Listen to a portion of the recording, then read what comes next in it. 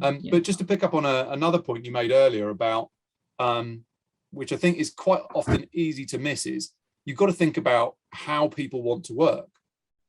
And, you know, there are different ways that people want to work. Some people want a permanent job. Some people love being a contractor. You know, regardless of IR35 or similar legislation in other countries, that is the best thing for them. Then you've got things like the employed consultancy model.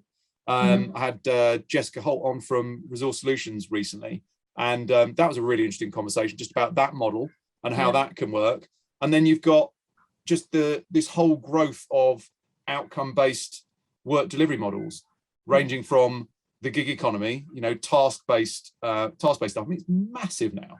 I remember being at the SIA CWS Summit and the gig economy conference that they do back in like 2019, and looking at all the growth stuff around that.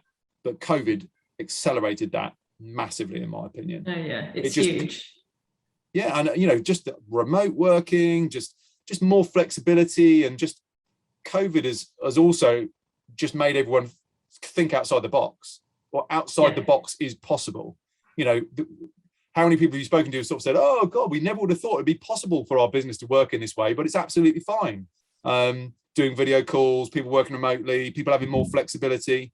You know, it's brought a lot of good things in terms of adding more flexibility to the way that people can work. And so when you look at, oh, it's, you know, oh, isn't it a bit of a shame, or is everyone going to go back to the way it was? Well, they don't have to. And actually, the world was moving in that direction anyway, just where people have choice of how they apply their skills and abilities to earning money and getting work done and engaging with the type of work that they want to do. So for recruitment organizations who are all about helping end clients fulfill requirements, this is another way that they can help them fulfill requirements. And those clients will also probably use the odd marketplace in the future, digital marketplaces and things like that as well, and other avenues. But I think, as you say, with this adaptability, the recruitment industry is very much alive and well, and they're trying to solve their own problems around talent shortages, but they're also the problems of their clients. The clients also have the problem of just needing different avenues to get things done, because regardless of IR35, there are going to be situations where outsourcing a project to a company to be provided on a deliverables basis is the most effective way to do it. Yeah, exactly. And I think, I mean, we have Dinghy Insurance, who is a part of the Kingsbridge Group, and they specifically insure the gig economy. It's kind of like a switch on and off insurance kind of thing, because obviously they could work for a few hours or a few days or here and there. And that, the growth there is just ridiculous, because we can all see where we're moving to. And COVID, like I said, just accelerated that massively. It's not to say that there isn't still, you know, perm. If you speak to any perm recruiters, they say, yeah, we're doing really well at the moment. It's huge. So yeah, it's definitely not to say that that avenue still isn't there. But I find it really frustrating.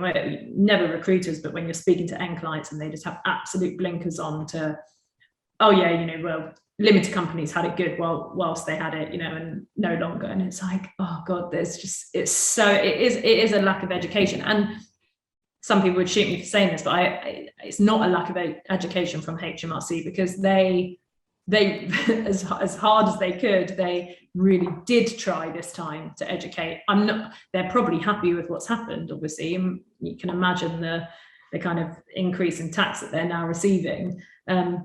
But everyone did try and educate in this, and that's why we will just continue to do it, because 7 months on now, just over 7 months on, and I think we can see a slow kind of incline of contractors increasing, but nothing like it should be.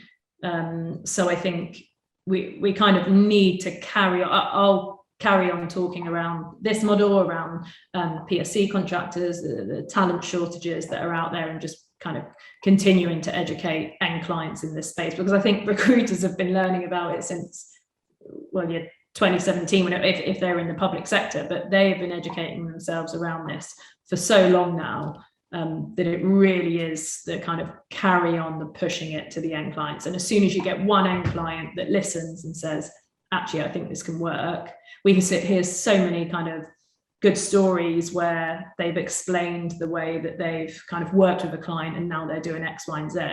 And you can see that it's just working so much better. So I think that's kind of from our point of view, where we see the market going. You know, gig economy is going to continue to grow. Statement of work businesses are going to continue to grow. All of our recruitment partners' businesses are just kind of through the roof at the moment. I think the struggle is finding the talent. So it's just making sure that we can open those doors as much as possible.